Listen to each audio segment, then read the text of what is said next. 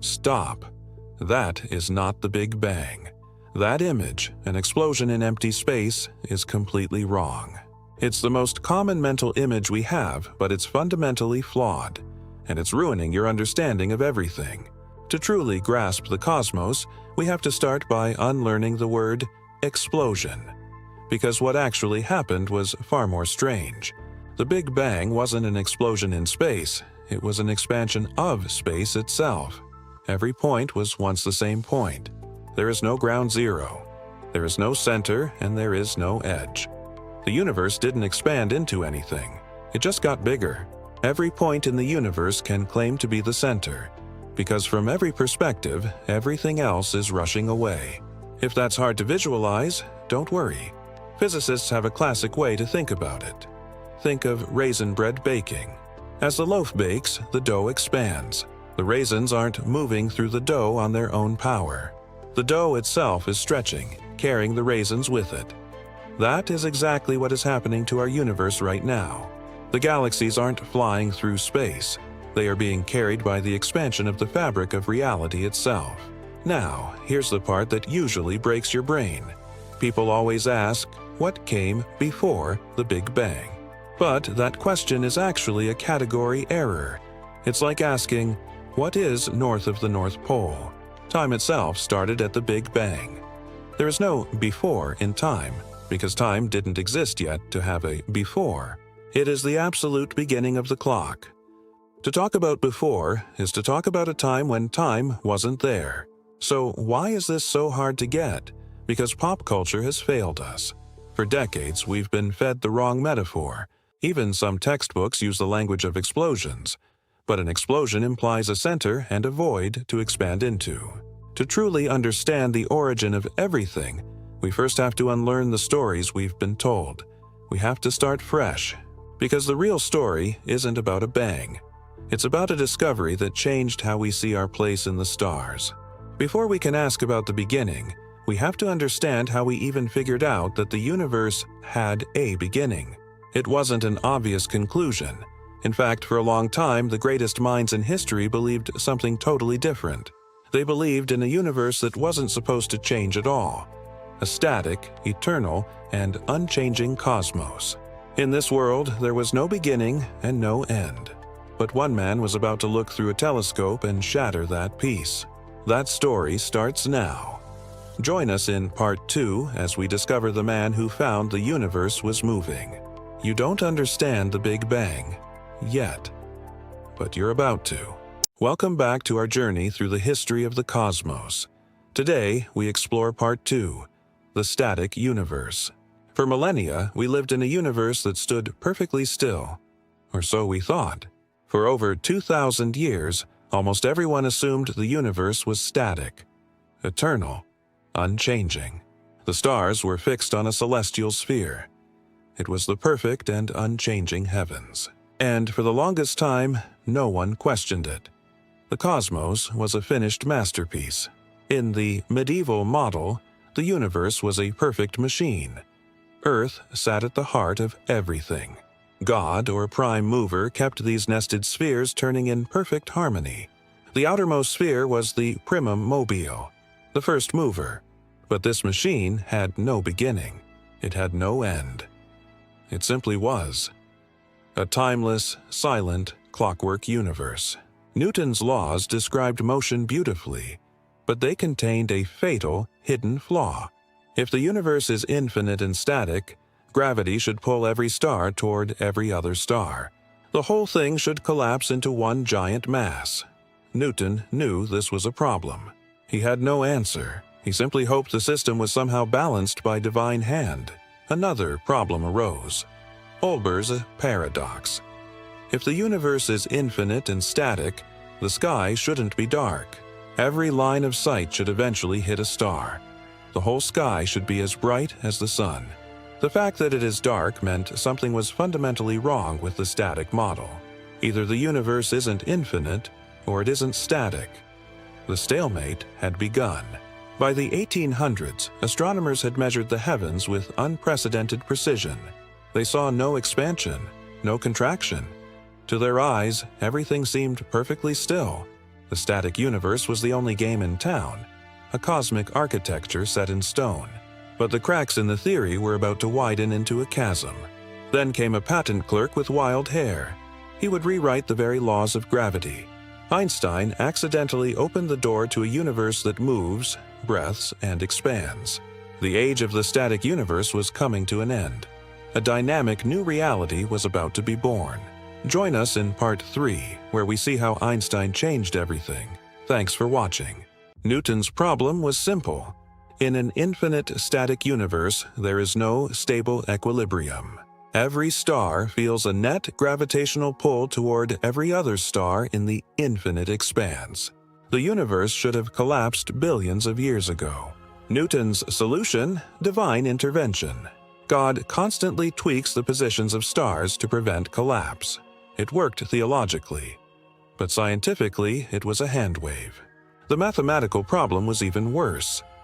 In an infinite universe, the total gravitational force on any star is the sum of infinite terms. Mathematically, that sum simply doesn't converge to any single value. Newton's own math broke down, unable to handle the infinite terms. To save Newtonian gravity, astronomers assumed the universe was perfectly uniform on large scales, the cosmological principle. But even that didn't prevent collapse. Uniformity actually accelerates collapse, leading to a violent inward rush. Newton's gravity worked for planets, but it failed for the universe. A new theory was needed, one that treated space and time as a single, flexible fabric. Einstein would soon invent a new kind of gravity, general relativity, and he would face Newton's problem all over again. His solution: a fudge factor he would later call his greatest mistake. Einstein's general relativity redefined gravity, not as a force, but as the curvature of spacetime. Mass tells space how to curve. Curved space tells matter how to move. This revolutionary idea changed everything we thought we knew about the universe. The field equations were beautiful. They predicted Mercury's orbit and the bending of starlight. They even hinted at the existence of black holes long before we ever saw one. But when Einstein applied them to the whole universe, he ran into a massive problem. Einstein's equations screamed, the universe cannot be static. It must either expand or contract. There was no middle ground, no way for it to stay still. But in 1917, everyone believed the universe was static and unchanging. So Einstein did something desperate. He added a cosmological constant, a repulsive force that pushes space apart. Tuned just right, it balanced gravity. A static universe was saved. But it was a fudge, and Einstein knew it. It felt unnatural even to him. Years later, when evidence for an expanding universe emerged, Einstein called L his greatest mistake. He wished he had trusted his original equations. But was it actually a mistake? Modern cosmology has revived the cosmological constant. Today, we call it dark energy. What Einstein thought was his failure turned out to be the key to the universe's ultimate fate. Einstein's fudge bought time, but the universe would not stay still. The first hints of true motion came from a strange place, a planet that didn't behave, a mystery that would change our understanding of our place in the cosmos forever. Join us in Part 5 as we uncover the secrets of the moving universe. Welcome back to our journey through the cosmos. In our previous parts, we explored the inner workings of stars and the birth of our system. Today, we dive into the mystery of the edges. Part 5. Planet Wild. We begin with a celestial anomaly that changed everything. In the 1840s, astronomers noticed something odd. The giant planet Uranus was misbehaving. It wasn't following Newton's predictions. Its orbit wasn't a perfect ellipse. It was wobbling. Something was pulling on it. Something hidden in the deep dark. Something beyond. Two brilliant minds took on the challenge. In England, John Couch Adams began the calculations, while in France, Urbain Le Verrier was doing the exact same thing, unaware of his rival. Their results were almost identical. They predicted a new planet, Neptune, based solely on Uranus's wobble. When telescopes pointed where they said, there it was, a triumph for mathematics. Neptune was a victory for Newton's laws, but the same method would soon lead science into a dead end. Flush with success, Leverrier turned his gaze inward toward the smallest planet, Mercury. It had its own wobble. Mercury had a small, unexplained shift in its orbit. Newton's gravity simply could not explain it. Leverrier tried again. He predicted another planet, Vulcan, hidden inside Mercury's orbit. They searched the sun's corona for decades, but they found nothing. Space was empty. The wobble remained unexplained for half a century. The math of the old world had reached its limit. Then, in 1915, Einstein arrived with a completely new vision of the universe. It wasn't a planet pulling on Mercury. It was the curvature of space-time itself near the massive sun. General relativity passed its first test. The search for Vulcan was abandoned. A new era of physics had begun. The story of planet hunting taught us a bigger lesson. Sometimes a wobble means a new world, and sometimes it means our entire understanding of reality needs to be rewritten. But what other wobbles are we missing? The pattern was clear. Anomalies lead to discoveries. A new planet or a new theory. By the early 1900s, the biggest anomaly was no longer a single planet. It was the universe itself. The biggest anomaly was the nature of those faint, fuzzy spirals in the night sky, like Andromeda. Were they just clouds of gas inside our own galaxy? Or were they something much more vast? Were they island universes? Entire galaxies of stars, millions of light years away? We were about to discover that our galaxy was just one of many, and the universe was far larger than we ever imagined. That discovery changed everything. It set the stage for our understanding of the Big Bang and the expansion of space. Join us in Part 6 as we leave our galaxy behind and step into the true scale of the cosmos. See you there. In 1920, two of the world's leading astronomers took the stage for what became known as the Great Debate. Harlow Shapley and Heber Curtis were at odds over a fundamental question. What is the scale of the universe? Are the mysterious spiral nebulae just clouds inside our own Milky Way, or are they something much, much bigger? Curtis claimed they were island universes, entire galaxies like our own, far beyond our reach. The audience was split. Enter Edwin Hubble. He arrived at Mount Wilson with a new perspective and the most powerful telescope on Earth. He spent night after night examining photographic plates, searching for a specific kind of key in the darkness. He found it, a Cepheid variable star, a star whose pulse rate is directly linked to its true inherent brightness. By measuring its pulse, Hubble could calculate its exact distance, and the result was absolutely shocking. Hubble realized that Andromeda was not a cloud. It was located an incredible 2.5 million light-years away. That is 25 times farther than the entire width of our own galaxy. Andromeda was its own world. It was a galaxy of its own, containing hundreds of billions of stars. In an instant, the universe just got unimaginably larger. The Great Debate was over. We were no longer alone in a single, lonely galaxy. We were part of a vast cosmos. Suddenly, the maps had to be rewritten. The universe was filled with hundreds of billions of these island universes. Each dot on this map is a galaxy. Andromeda, Triangulum, and thousands more form a massive cosmic web. Beyond the clusters lie superclusters like Laniakea, a structure so large it defies human comprehension. But Hubble wasn't done. While mapping the distance to these galaxies, he noticed something even more bizarre.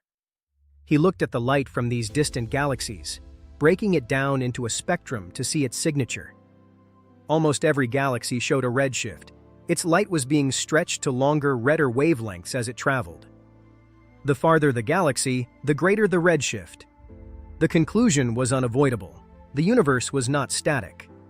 The universe was expanding. Everything was moving away from everything else at an accelerating pace. Hubble had discovered the expanding universe. But that raised a question that would change physics forever. If galaxies are flying apart today, they must have been closer together yesterday, and closer the day before. At some point in the distant past, everything in the cosmos was crushed together into a single point. If it all started at a single point, How did it begin? Join us in Part 7 as we explore the birth of everything. Welcome back to our series on the cosmos.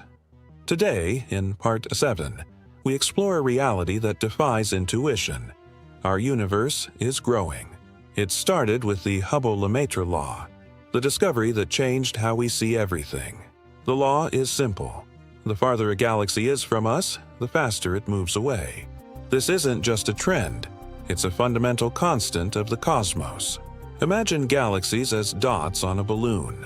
As it inflates, every dot recedes from its neighbors. This expansion is the bedrock of modern cosmology. Our universe is getting bigger every second. But there's a common misconception. Galaxies aren't actually flying through space like rockets. Crucially, space itself is what's expanding, carrying the galaxies along with it. No galaxy is moving in the traditional sense. It's the very fabric between them that's growing. From every perspective, the distance to everything else is simply increasing. Think of an ant on the balloon's surface. To the ant, all other dots seem to be running away. But the surface has no center.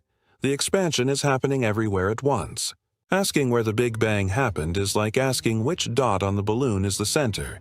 It happened everywhere. But how fast is it expanding? Measuring the Hubble constant has become a scientific battleground. One method uses the light from the early universe, giving us a value near 67. Another method measures nearby stars directly, and it consistently finds a value near 73. This Hubble tension isn't just a rounding error. It might point toward entirely new physics. As we look deeper into the void, we realize the story of the universe is still being written. Join us for Part 8. In 1931, Georges Lemaitre proposed that the universe began as a single, super-dense primeval atom, a cosmic egg that broke apart, creating space, time, and all matter. He called it the fireworks theory. Einstein, who had called the cosmological constant his greatest mistake, now embraced Lemaitre's idea. The static universe was dead. A beginning was born. He called it the most beautiful and satisfactory explanation of creation he had ever listened to. Ironically, the name Big Bang was coined by its biggest critic, Fred Hoyle. He meant it as an insult while speaking on a radio broadcast. But the name was catchy, and it stuck. Lemaitre was remarkably prescient, predicting the expanding universe and a finite age. He even foresaw the cosmic microwave background, though he didn't call it that. But he was still missing some of the modern details. Lemaitre still thought of the primeval atom as an object in pre-existing space. Modern cosmology says space and time began at the singularity. There was no before for the atom to exist in. Lemaitre opened the door. But the doorway leads to a place where our physics breaks down. The first 10 to the minus 43rd second, the Planck time, is a complete mystery. What happened at the very beginning of time? Join us in Part 9. Part 9. The Beginning of Time. Let's dive into the ultimate mystery. What happened at the very start?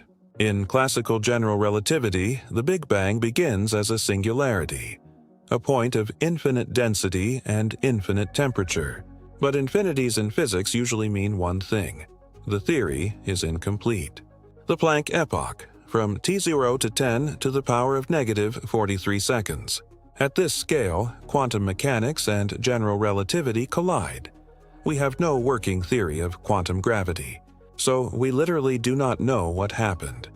It is the ultimate frontier of our knowledge. Some approaches to quantum gravity, like the Wheeler-DeWitt equation, suggest that time itself is not fundamental. Time may be an emergent property, like temperature or pressure. At the Big Bang, there may have been no before because there was no time. Hawking and Hartley proposed that time becomes spacelike at the Big Bang. The universe is like a sphere. No boundary, no singularity, no moment of creation. It just is. Asking what came before is like asking what's south of the South Pole. It's a question that doesn't apply. Another idea. The Big Bang was not the first. It was a bounce from a previous contracting universe. The cycle could be infinite. No need for a first moment, just an eternal cosmic pulse. This big bounce suggests we live in just one of an endless series of universes. The Big Bang Theory gave us an age for the universe, but for decades that age conflicted with something else. The ages of the oldest stars.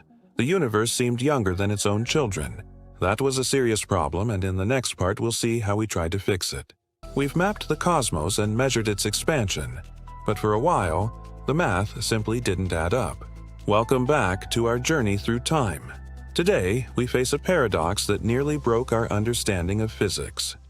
This is part 10, the age problem. A time when the stars seemed older than the universe itself. In the 1990s, astronomers estimated the ages of the oldest stars in globular clusters. Some came out at 14.5 billion years, older than the universe's then estimated age of 13.8 billion. That's impossible. Stars can't be older than the universe. The conflict was within measurement errors. When you factor in uncertainties, the ages could be consistent. But it was close, uncomfortably close. It hinted that something was wrong with either star ages or the expansion rate. The age problem evolved into the Hubble tension. Different methods of measuring the expansion rate give different answers. If the universe expands faster, it's younger. If slower, older. We still don't agree. The Planck satellite gave a precise age, 13.8 billion years. But the supernova method still says the universe is expanding 9% faster. Something is wrong. Either our measurements are off, or there's new physics. Better measurements of the Methuselah star brought its age down to about 12 billion years.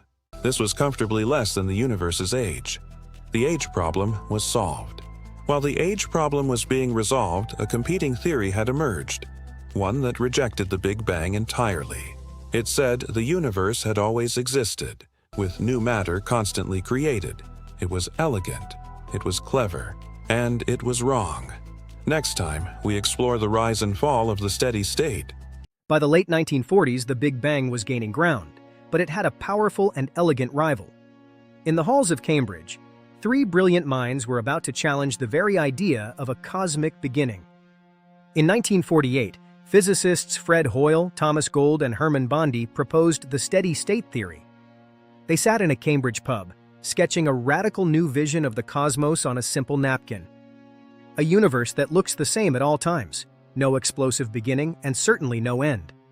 The universe is expanding, but new matter is continuously created to keep the density perfectly constant. In their view, the universe has always looked exactly like this, and it always will. They called it continuous creation, about 1 hydrogen atom per cubic meter per billion years. That rate is tiny, completely undetectable by any experiment available at the time. It was a brilliant way to avoid a messy beginning. No singularity, no day without a yesterday. This theory relied on the perfect cosmological principle. The universe is homogeneous in time. It meant the large-scale properties of the cosmos are invariant, whether you look today or a trillion years ago. The steady state was philosophically appealing. It was clean, eternal, and unchanging. But science requires evidence, and the steady state made some very clear, testable predictions. First, galaxies of all ages should be mixed together everywhere in the universe. Second, there should be no leftover radiation from a hot early phase, no afterglow. And finally, the number of radio galaxies should remain constant as you look further out into space. In the 1950s, the first cracks began to appear in this perfect, steady picture. New radio surveys showed that distant, younger galaxies were far more numerous than nearby ones. The universe was evolving. It wasn't the same yesterday as it is today. The steady state was losing ground. The final killing blow didn't come from a telescope, but from a persistent, annoying hiss. Two radio astronomers at Bell Labs thought the noise was just equipment interference, or maybe pigeon poop. They cleaned the antenna, but the hiss remained. It was coming from everywhere in the sky. It was the afterglow of creation. The Big Bang was about to be confirmed beyond doubt. By the 1950s, the Big Bang theory had matured. It explained the expansion, the helium abundance, and, as would soon be discovered, the cosmic microwave background. It was no longer just an idea. It was a framework. The universe began hot, dense, and small, then expanded and cooled. Steven Weinberg's book, The First 3 Minutes, popularized the idea. In the first seconds, neutrinos decoupled. In the first 3 minutes, the universe went from a soup of quarks to a plasma of protons and neutrons, then to the lightest elements during the period of nucleosynthesis. Big Bang nucleosynthesis predicted that the universe should be about 75% hydrogen and 25% helium. Observations of ancient gas clouds confirm this precisely. The steady state could not explain the helium abundance. The Big Bang didn't make carbon or oxygen or iron. Those came later, inside stars. All other elements come from stars. A star explodes as a supernova. We are literally made of stardust. The Big Bang gave us the light elements. Stars gave us the rest. Gamow and his students predicted that a relic radiation from the hot early universe should still be detectable. They estimated a temperature of about 5 Kelvin. Radiation now cooled. They had no idea that it had already been detected and dismissed. In 1964, Arno Penzias and Robert Wilson heard a noise they couldn't explain. It came from every direction. Day and night, summer and winter. It was the echo of the Big Bang itself. And they didn't know it. The echo of our origins. For the first 380,000 years, the universe was a plasma, a hot, opaque soup of charged particles. Photons couldn't travel far without scattering.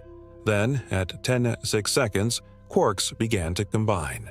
At 3 minutes, nuclei formed. At 380,000 years, electrons joined them to form neutral hydrogen atoms.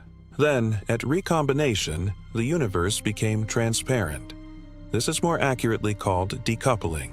Recombination set the photons free. Those photons have been traveling ever since. Cooling as the universe expanded, today they remain as the cosmic microwave background. After decoupling, the universe entered the Dark Ages.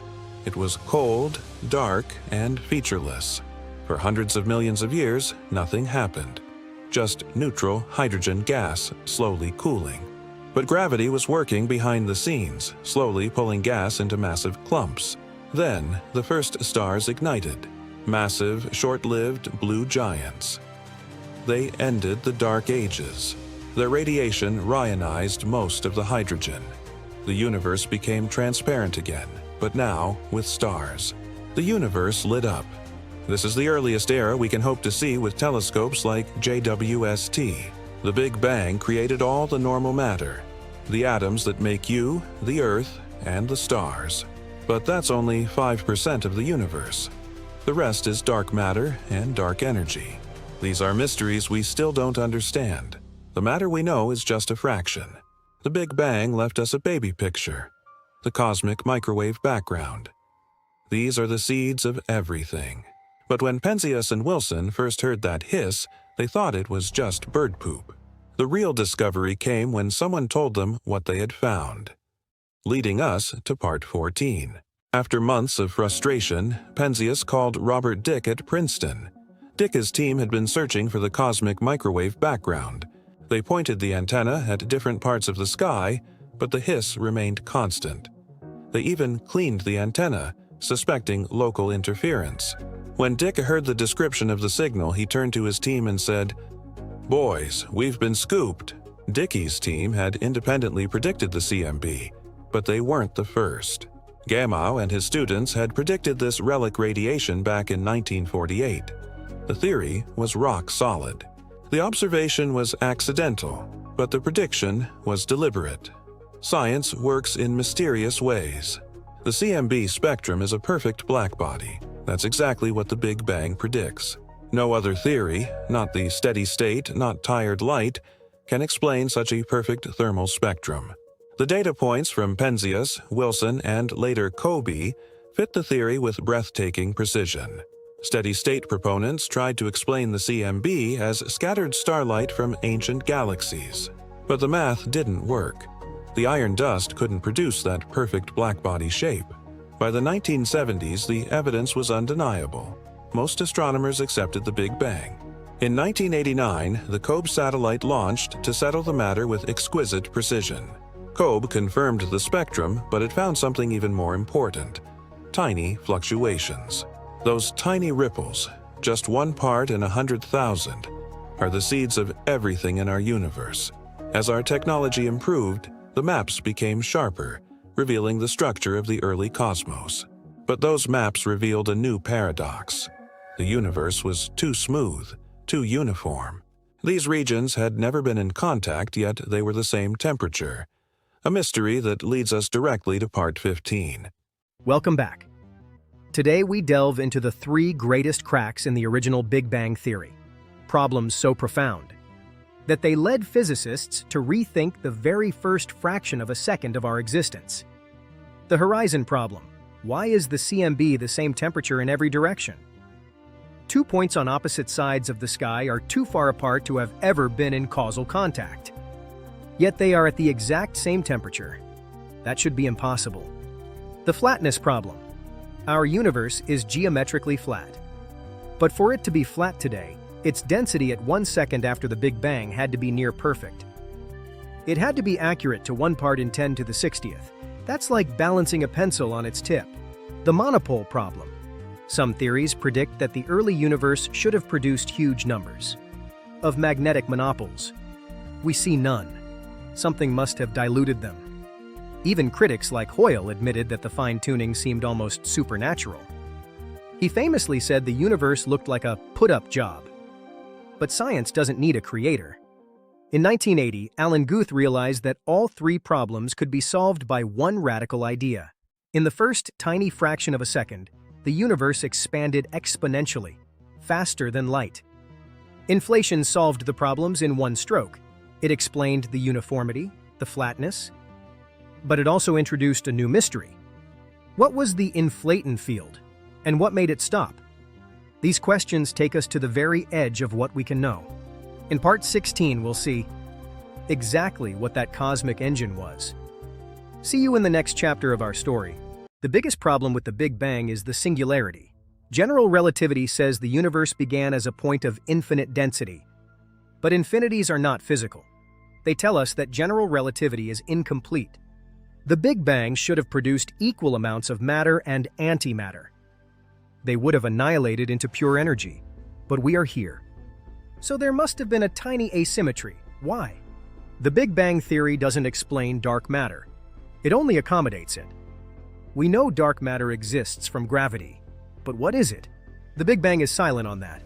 The Big Bang theory originally predicted that expansion should slow down due to gravity. In 1998, we learned the opposite. Expansion is speeding up. Dark energy was not predicted. It was a shock that changed everything we knew about the cosmos. And the Hubble tension remains. If the Big Bang theory is correct, these 2 numbers should agree. They don't. Either our measurements are wrong or the theory needs modification. Either our measurements are wrong or the theory needs modification. The problems with the Big Bang led to the invention of inflation. But inflation itself is not a complete theory. It is a paradigm, and it makes predictions that we are only now testing. Leads to part 17. Guth later described his eureka moment. I realized that a supercooled phase transition could drive an exponential expansion. The universe would become flat, uniform, and monopole-free. He called it inflation. Inflation was a radical idea that would change our understanding of the Big Bang forever. Inflation is driven by a hypothetical inflaton field. For a brief moment, the field had a high energy density. Acting like a cosmological constant, it repelled gravity, causing space to expand exponentially. As the ball rolls down the hill, the energy of the field is converted into the expansion of space itself. When inflation ended, the inflaton field decayed into a hot soup of particles. That's the Big Bang, as we traditionally understand it. The hot, dense, expanding universe. Inflation was the prelude. It set the stage for everything that followed. Inflation explains the origin of structure. Quantum fluctuations during inflation were stretched to astronomical sizes. Those tiny variations became the galaxies, clusters, and voids we see today. A map of the CMB shows those same fluctuations, frozen in time from the dawn of the universe. Inflation makes testable predictions. So far, 3 have been confirmed. The 4th, primordial gravitational waves or B-mode polarization, is the Holy Grail. We haven't found it yet, but the search continues in the deepest reaches of space. Inflation is not a single theory. It's a class of models. Some predict eternal inflation, a multiverse where bubbles of universes constantly form. Others predict a single universe. To know which is real, we need to understand what actually banged. Stay tuned for Part 18.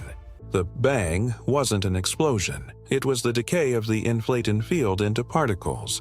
The inflaton is like a ball on a hill.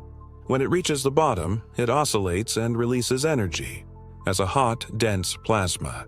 This is what we traditionally think of as the beginning.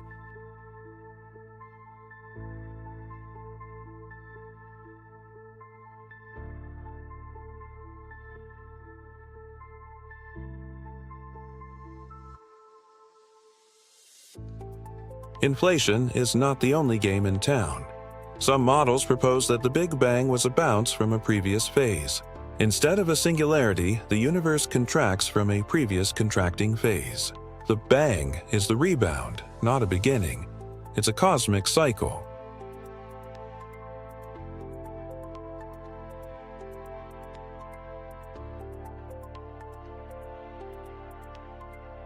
String theory inspired the Ekpyrotic model. Our universe is a brain. Another brain collided with it. That collision was the Big Bang. The collision releases energy, creating the universe we see. The brains then bounce apart, and the cycle repeats over trillions of years.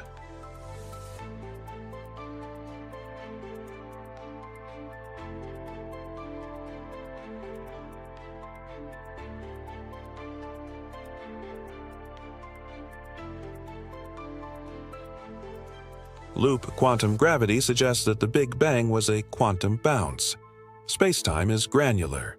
Spacetime is made of discrete loops. When density reaches the Planck density, gravity becomes repulsive. This causes a bounce. The Big Bang was just a phase transition at the smallest possible scale.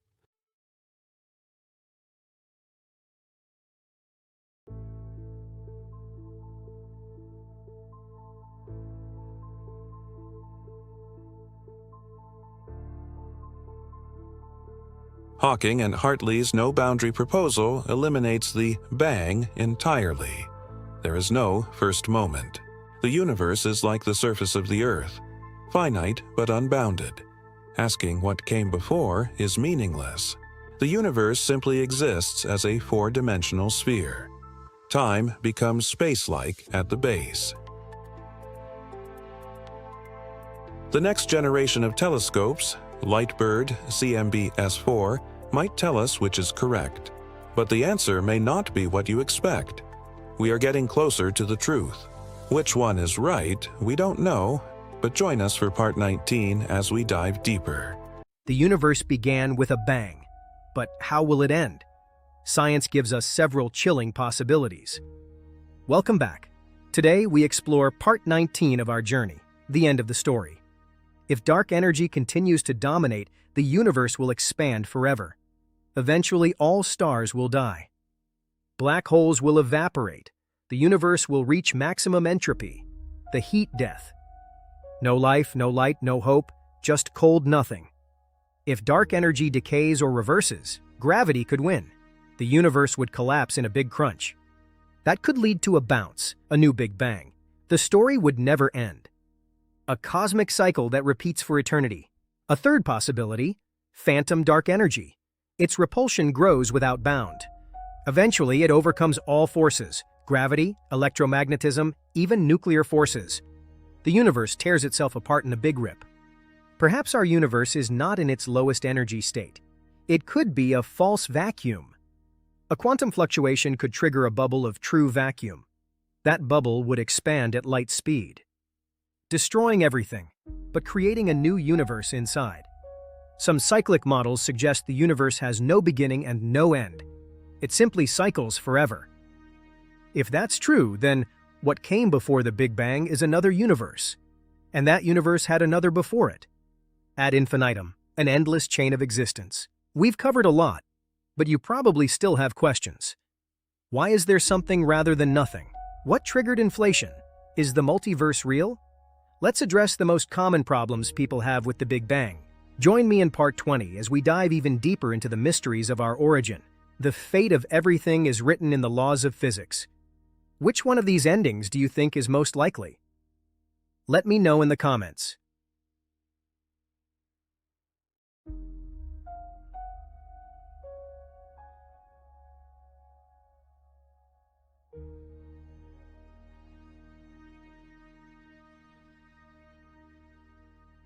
This is the #1 question people ask, and the answer might surprise you. Answer: there is no center. The Big Bang didn't happen at a point. It happened everywhere at once. Every point in the universe was once at the same point, so every point is the center from its own perspective. Then there's the big one. What was before the Big Bang? We have 4 main scientific theories. First, nothing, because time itself began there. Second, a previous universe in a cyclic model. Third, a quantum bounce with no singularity. And fourth, the question itself might be invalid. We don't know which is correct. Did the Big Bang violate the conservation of energy? Surprisingly, maybe not. Energy conservation applies to closed systems. Matter has positive energy, but gravity has negative energy. They might cancel out exactly. The universe could literally be the ultimate free lunch. If the universe is expanding, what is it expanding into? This is a trick of perspective. The universe is self-contained. Asking what it expands into is like asking what lies north of the North Pole. Is there a higher dimensional bulk? String theory says maybe, but it's beyond our observation. Finally, does the Big Bang prove God exists? Science doesn't actually answer that. Some see evidence of a creator, others see natural quantum gravity.